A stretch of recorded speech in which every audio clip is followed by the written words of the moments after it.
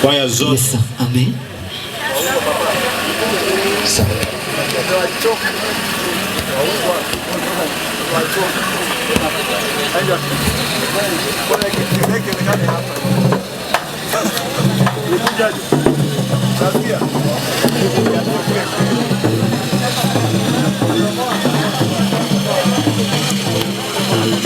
Hallelujah.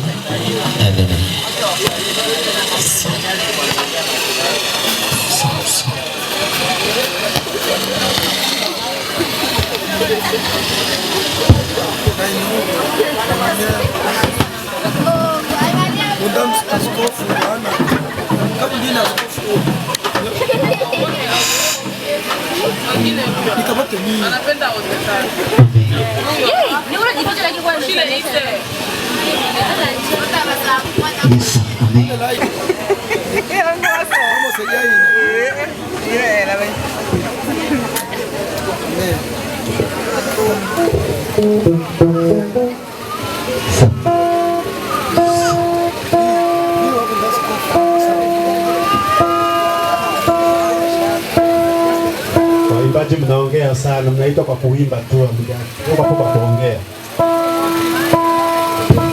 Naongea sana.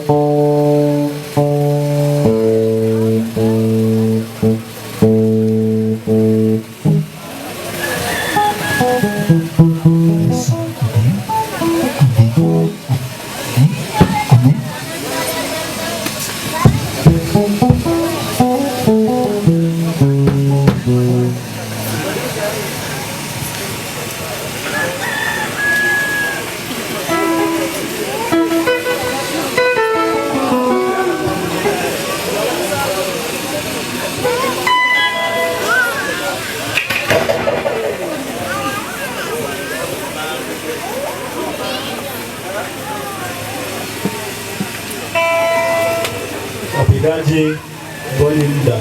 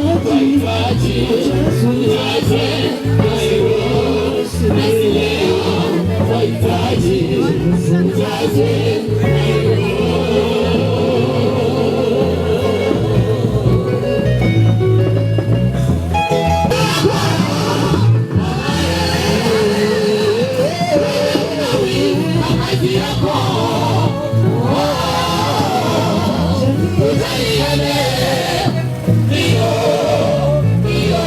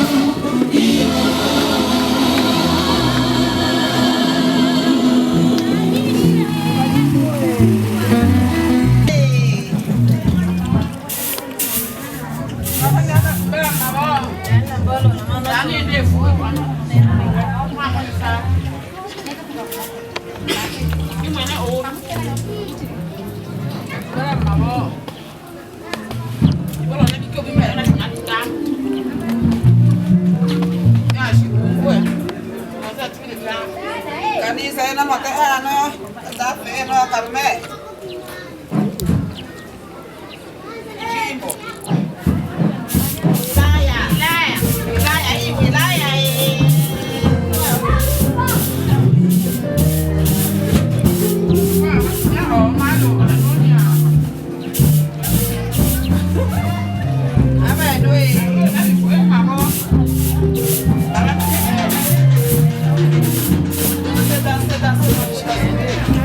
maliza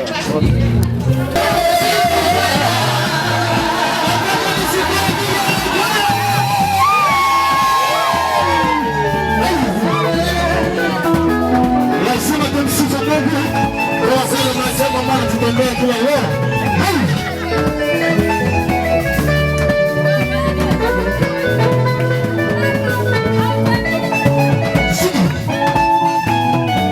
Hebu cheza cheza.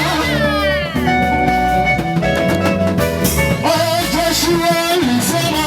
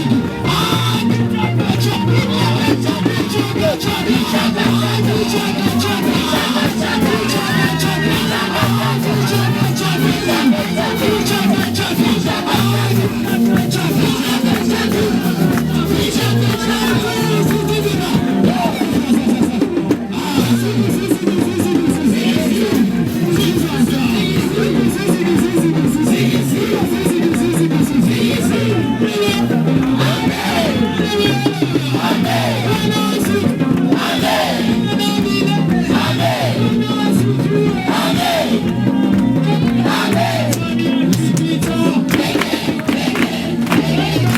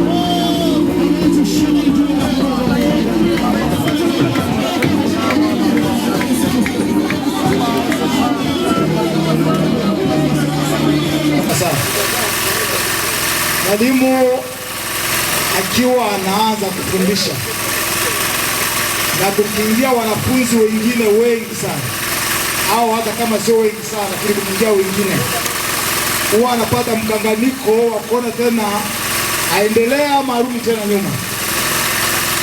Kwa hiyo huwa anajisikia sana aanze na wale wengine ambao hawakuwepo au hawakuwa kipindi kile, na kwa sababu muda wetu ni mdogo sana na somo letu ni pana, na hili ni moja ya hitaji ambayo kama kanisa tuwe tunaliona. Kanisa linahitaji neno, lakini meona jinsi watu wanaandika hapa, wanataka tufanye hata dakika 5 tu, endelee kuimba zao ondoke.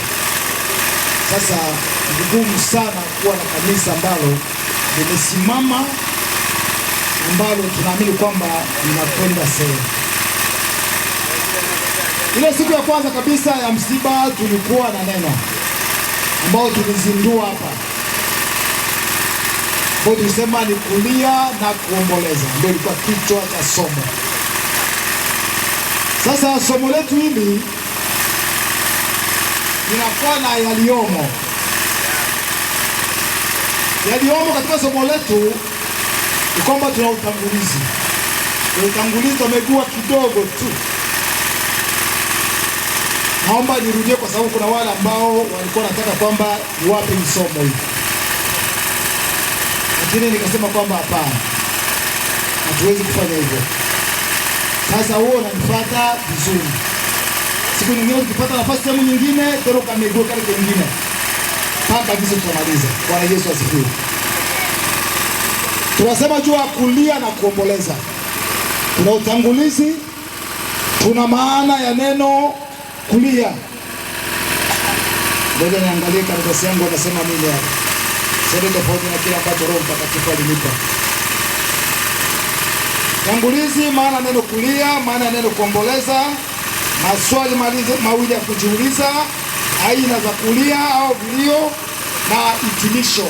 Hiki ndio kinapatikana kwenye somo.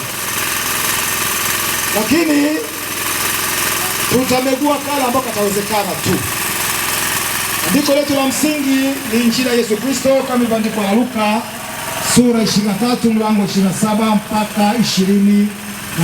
Pale ndo tunapata andiko letu la msingi la somo letu la kulia na kuomboleza. Tunaanza na utangulizi. Tunachukua kidogo tu. Kwa nini tunaleta somo hili? Tunaleta somo hili kwa sababu kwanza tunalia. Juzi tulilia, jana tunalia, leo tunalia, kesho tutalia. Sasa mtu mzuri ni yule ambaye kitu kitokea anakifanyia tathmini, anakifanyia utafiti. Kwa nini kinatokea? Bwana Yesu asifiwe sana. Kuna sababu ya kitu kiendelee kutokea, kuna sababu ya kufanya kitu kingine, ndio sababu ya somo hili. Lakini jambo la pili, tunaona tukifika kwenye maeneo kama haya, kama tulivyosema tena, tunakuta wamoja wanalia, wengine hawalii. Wamoja wanalia, wengine wanacheka. Wamoja wanalia, wengine wanatafuta tarudo au damu. Wamoja wanajigaragara, wengine wanaona wengine kama ni uchanga. Wamoja wanaona kama hao ni huzuni. Kwa hiyo kwa sababu kunakuwa mkanganyiko hapa na pale, ndio maana tunaleta somo hili. Bwana Yesu asifiwe sana. Kulia na kuomboleza. Sasa ngoja tukamate ile kuomboleza ile tuweke kwenye mabano. Angalia anasema in bracket. Alafu tuendelee na neno kulia.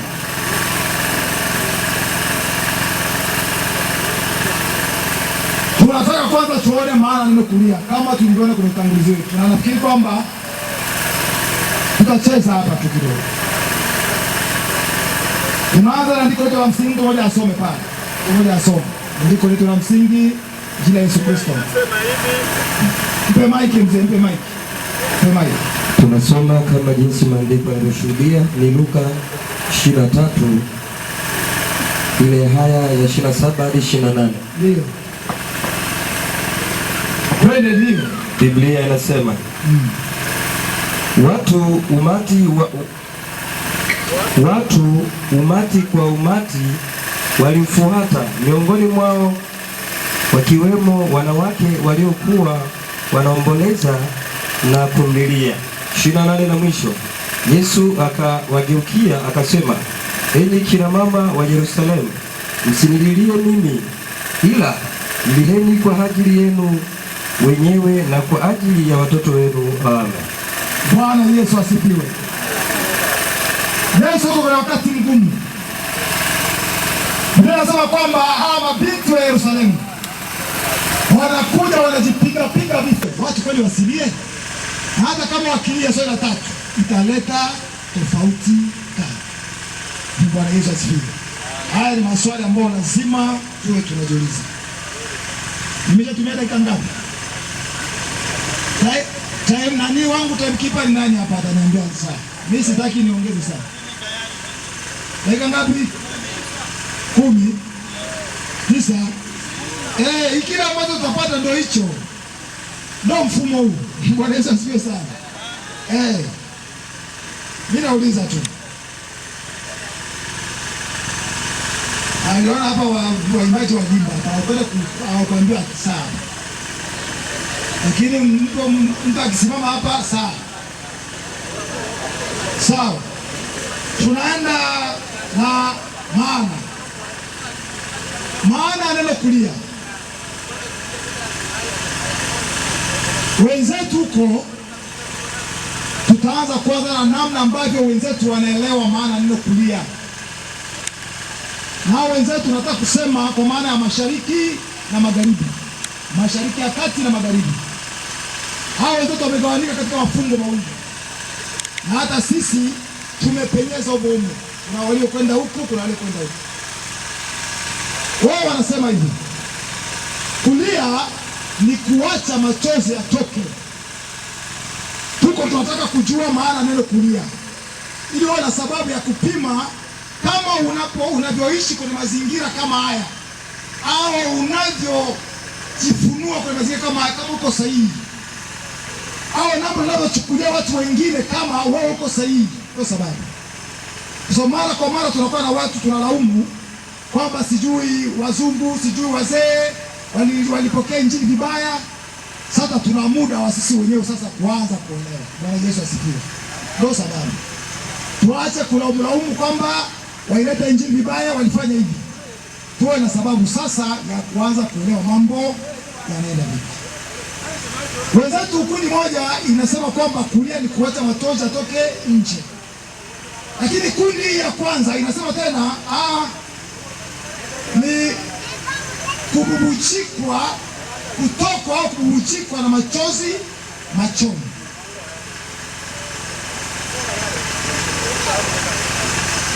Kundi la kwanza hivi. Lakini kundi la pili linasema hivi. Sio kuacha machozi yatoke, sio kububujikwa na machozi usoni. Ni kutoa sauti au machozi.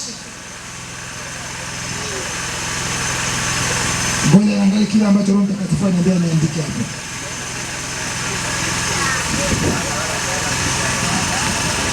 Kundi la pili nasema hivi, ni kutoa machozi au sauti nje kunakosababishwa na msongo wa mawazo, maumivu na uchungu au hisia kali. Hiki ndio nilipewa na Roho Mtakatifu. Lakini hawa nao wako ni wawili, wanasema, mwingine anasema hivi kwamba ni kutoa ghafla sauti au machozi bila ya kuzingatia mtiririko wa jambo au mada na mazingira husika. Kwamba mtu anatoa sauti na machozi ili kuonyesha kwamba kuna maumivu, kuna msongo wa mawazo, kuna hisia kali na uchungu unaoendelea. Kwamba tunapoona mtu anatoa machozi, mtu analia sehemu, kwamba kuna uchungu, kuna msongo wa mawazo, kuna hisia kali na maumivu yanayoendelea, ndio maana mtu analia.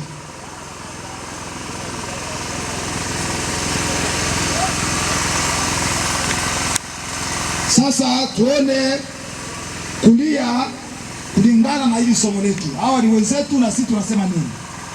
Sisi hapa tunasema hivi, ni ujumbe unaowakilishwa sehemu kwa njia ya machozi au sauti ili kueleza maumivu na uchungu, hisia aliyonayo mtu, kundi au taifa, dhidi ya janga au kile kilichojitokeza mbele yao. Bwana Yesu asifiwe. Watu kama wanalia, hizo ni sababu za kulia, ndo ainisho ya neno kulia. Hamjaelewa? Tuko kwenye ainisho ya neno kulia. Tulisema kwa katika maana, ndani ya maana, kitu kinachoitwa maana, kuna kama vitu vitatu. Vile vitu vitatu kuna kaka ainisho, ndio definition, ndio definition. Kuna kaka kazi na kuna faida. Sasa katika ile kisehemu cha kwanza cha maana ambayo tunapata ainisho, hiyo ainisho ndio inasema kwamba nianza tu kwenye ujumbe wetu hapa. Sawa. Kulingana na somo letu tunasema hivi, ni ujumbe unaowakilishwa sehemu kwa njia ya machozi au sauti ili kuelezea maumivu, uchungu na hisia aliyonayo mtu, kundi au taifa dhidi ya janga lililojitokeza au kilitokeza mbele yao. Ni ujumbe. Kulingana na somo letu, ni ujumbe unaoelekezwa sehemu, unaowakilishwa sehemu kuelezea hisia na maumivu walionayo watu au kundi au taifa, uchungu walionao, ujumbe. Kwa ukiona watu wanalia, kulingana na somo letu, ni kwamba wanatoa ujumbe sehemu, kwamba wanaondokewa na kitu, kwamba wamepoteza, kwamba wanaumia, kwamba kuna kitu ambacho hakijaenda sawa. Bwana Yesu asifiwe sana. Kwa hiyo kama wewe unachukulia kwa namna nyingine, ujue ndo ainisho neno kulia. Sawa, tunaenda kwenye kazi. Kazi ya kulia ni nini? Sawa, mtu akishalia kazi yake ndio nini? Iko na kazi gani? Kulia unafunua maumivu, uchungu na hisia kali aliyonayo mtu, kundi au taifa. Kwa maneno mengine, kulia ni kipimo cha hisia, maumivu na uchungu uliofikia kileleni. Bwana Yesu asifiwe sana. Kwenye ainisho letu inasindikizwa na kitabu cha Zaburi 39 mlango wa 12. Ile ainisho yetu ile sindikizwa na kitabu cha Zaburi ya 39 mlango wa 12, lakini natoka muda wa kusoma. Lakini pia kwenye kazi tunaisindikiza na kitabu cha Yeremia sura ya 9 mlango wa kwanza. Yeremia sura ya 9 mlango wa kwanza. Tunaenda kwenye faida. Faida ni kuleta afueni, faraja, utulivu na amani. Jina la Yesu Kristo kama ilivyoandikwa na Mathayo sura ya 5 mlango wa 4. Lakini pia utasoma Injili ya Yesu Kristo kama ilivyoandikwa na Luka sura ya 6 mlango 21. Nataka mtu asome hapa. Sura ya 6 mlango 21. Alafu taruka mstari wa 4. Kitabu gani? Injili ya Yesu Kristo kama ilivyoandikwa na Luka sura yake ya 6 mlango wa 21. Lakini nataka tu usome kile kifungo kidogo cha B. Alafu taruka kwenye 24. Tunasoma Luka 6:21. Heri ninyi mlio na njaa sasa, kwa sababu mtashiba. Heri ninyi mliao sasa, kwa sababu nimesema Luka sura ya 6 mlango 21. Mlango wa 21. Heri ninyi mlio na njaa sasa, kwa sababu mtashiba. Heri ninyi mliao sasa, kwa sababu mtacheka. Amen. Luka 24. Tunaruka 24. Lakini ole wenu ninyi mlio na mali, kwa kuwa faraja yenu mmekwisha kuipata. Amen. Bwana Yesu asifiwe. Yesu anasema kwamba heri ninyi mliao leo, kwa sababu mtacheka. Tunaanza kuona faida ya kulia. Watu wanalia kwa sababu wanahitaji faraja. Bwana Yesu asifiwe sana. Yesu mwenyewe amesema kwa sababu mtacheka. Lakini tumeona pia kulia kazi yake ni njia ya kufunua uchungu. Huwezi kujua uchungu ambao niko nao. Sasa watu wanasema kwamba bora nilie. Na nataka kwa haraka tuone baadhi ya faida, sababu muda wetu sio rafiki. lakini tufanye kile ambacho Bwana ataona tufanye. Nataka tuone baadhi ya faida ambazo zilipatikana baada ya mtu kulia. Mtu mmoja asome, nataka sasa hapa mjiandae hapa. Nipige hapa kwa muda wangu umebaki. Soma Wafalme wa Pili sura ya 8 mlango wa 10 hadi 11.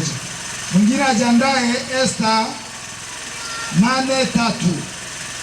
Lakini pia mwingine ajiandae Injili ya Yesu Kristo kama ilivyoandikwa na Yohana sura 11 mlango wa 33 mpaka 37. Na mwisho mtu mwingine ajiandae Malaki sura ya 2 mlango wa 13. Nasema Esta 8:3, Wafalme wa Pili sura 8 mlango wa 10 hadi 11. Alafu mwingine ajiandae Injili ya Yesu Kristo kama ilivyoandikwa na Yohana sura 11 mlango wa 33 mpaka 37. Tunasoma Wafalme wa Pili 8:10 hadi 11. Elisha akamwambia, enenda ukamwambie, bila shaka atapona, lakini Bwana amenionyesha ya kwamba bila shaka atakufa. 11 na mwisho. Akamkazia macho hata akatahayari, na yule mtu wa Mungu akalia machozi. Esta 8:3. Mungu maiki mzee. Tuna uhitaji wa mashemasi kabisa. Esta 8:3 inasema hivi: tena Esta akasema na mfalme mara ya pili, akaanguka miguuni pake, akamsihi kwa machozi ayaondoe madhara ya Hamani Mwagagi na shauri. Samani, ninarudia 8:3. Tena Esta akasema na mfalme mara ya pili, akaanguka miguuni pake, akamsihi kwa machozi ayaondoe madhara ya Hamani Mwagagi na shauri alilowafanyia Wayahudi. Amen. Bwana Yesu asifiwe. Ngoja tueleze vitabu viwili kwanza. Tumeenda kwenye Wafalme. Tunasema kwamba Hazaeli anaambiwa na Elisha, mfalme wa Shamu ni mgonjwa, anahitaji sasa msaada kwa mtu wa Mungu. Lakini wakati anamtuma mtumishi wake kwa Elisha, Elisha akalia machozi. Maana sasa kwamba tutaona huko hata siku nyingine aina za kulia ama za vilio. Kuna aina. Najua tumeshafundishwa sana katika kitabu cha Wathesalonike na mengine mengi sana, hata kama tutayagusa kwenye somo letu, lakini huko nyuma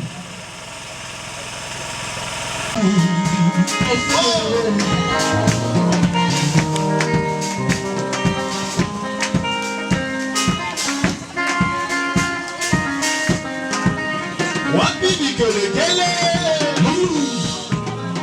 mtumainia Bwana ni kama mlima Sayuni usiotikisika milele daima. Mtumainia Bwana ni kama mlima Sayuni usiotikisika milele daima. Bwana ni kama mlima Sayuni usiotikisika milele daima. Mtumainia Bwana ni kama mlima Sayuni usiotikisika milele daima. Bwana ni kama mlima Sayuni usiotikisika milele daima. Mtumainia Bwana ni kama mlima Sayuni usiotikisika milele daima. Bwana ni kama mlima Sayuni usiotikisika milele daima. Mtumainia Bwana ni kama mlima Sayuni usiotikisika milele daima. Ni kama mlima Sayuni usiotikisika milele daima. Mtumainia Bwana ni kama mlima Sayuni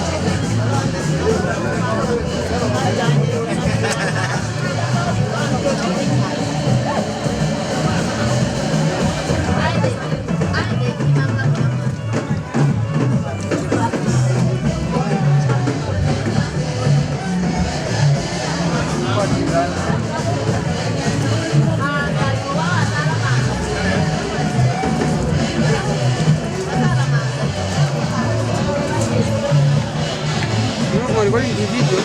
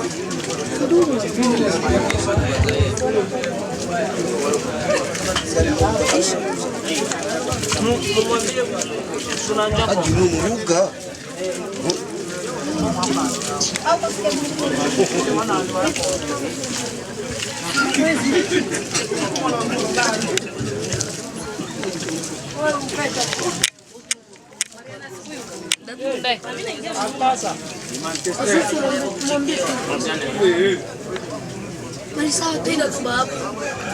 Sawa. Sawa.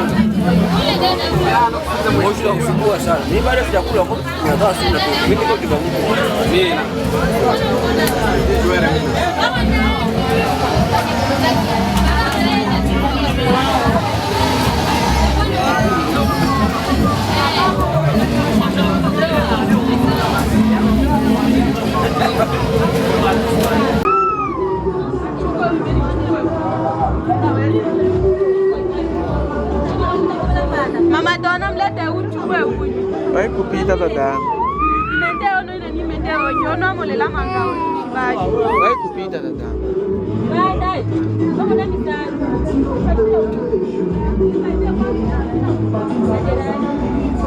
Halo.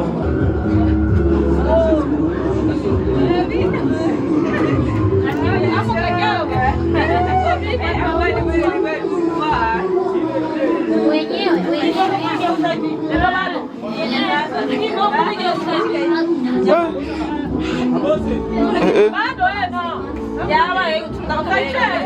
Samahani kwanza. Mama unakunda betwano betu. Betu banyakibu kotoleano. Banyakibu wewe mwenye. Kaje betu shambale wala betu na wewe naweka lo. Saa chipo ya saa 7. Yao wacha hivi. Yao wacha kama kama saa. Leo naweka lo le.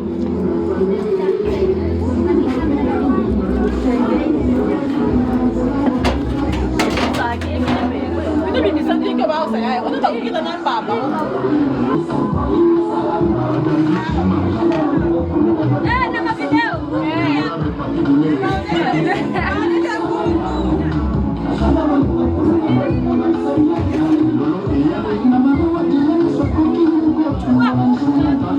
Dar.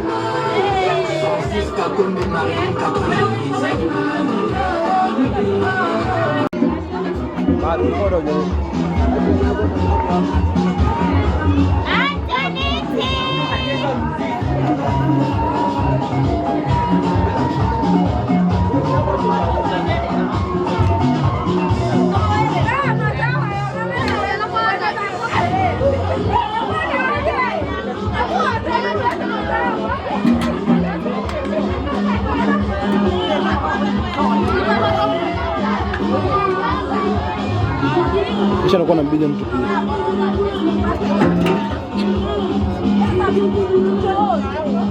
Hadi. Chukua majamaa. Ndio mwanga kidogo. Punguza hapo hapo. Chukua yote, ndio tu muhimu. Chukua moment kule. Tunachukua yote. Bon.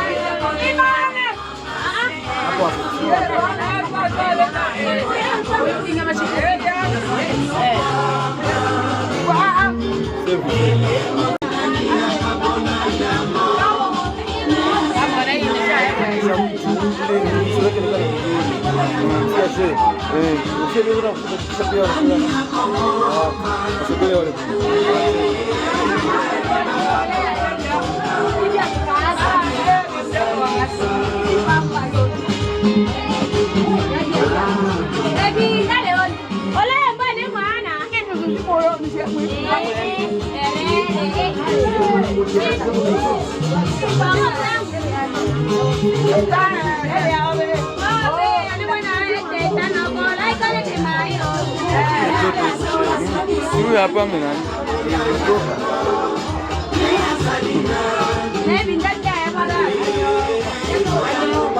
Baba awe. Anyo walala. Moto, moto, moto, moto,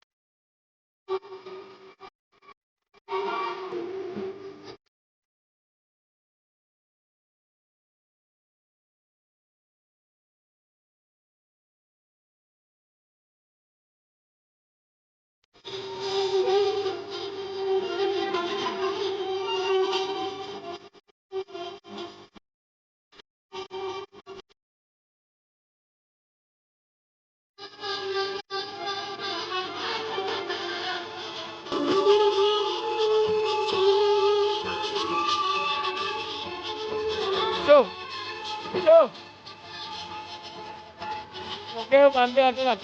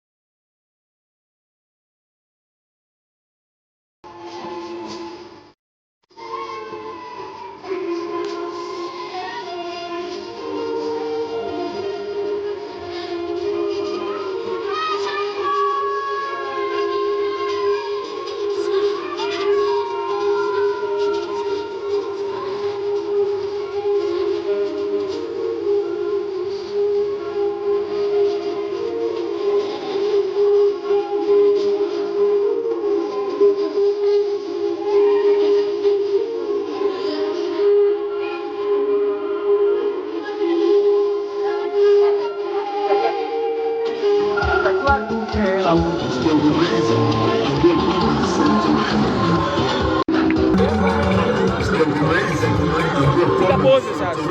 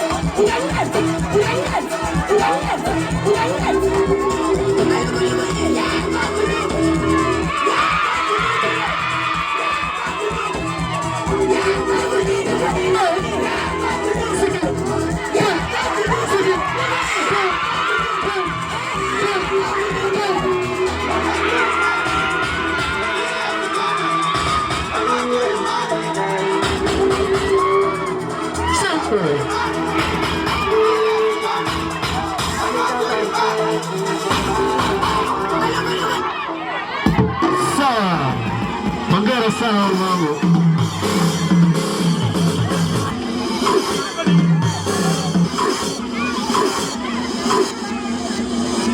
Okay. Angalia. Fanya tuanze sasa. Wajipangeni tuanze kazi.